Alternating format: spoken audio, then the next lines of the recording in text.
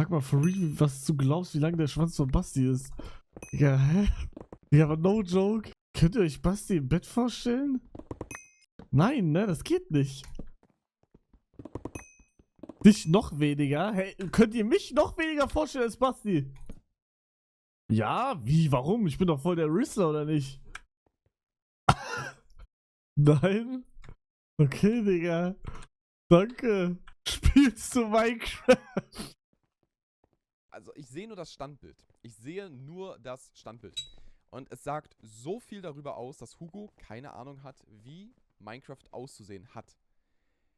Smooth Was? Lightning aus. Schatten vollkommen egal. Bro, das Texture Pack. Wie kann er damit zocken? Bro. Hä, das ist Dynamic 1.8. Duo. Iconic Pack. Oh, Digga, er weiß, was ich spiele, what the fuck? Das ist schon noch gut. Aber Bro, wenn das dann... Was ist denn das hier? Was ist denn das hier? Hallo? Achso. Papierspitzhacke. Ja, was hast du zu erzählen, ne? Sag mal, for real, was du glaubst.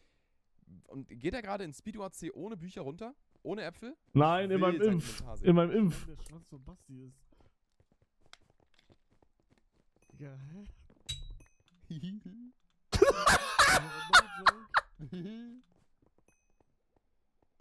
Könnt ihr euch Basti im Bett vorstellen? Und das, also ich sehe nur das Stand. Digga, Mann, warum geht der Clip nicht weiter? Wir wissen, wie es weitergeht.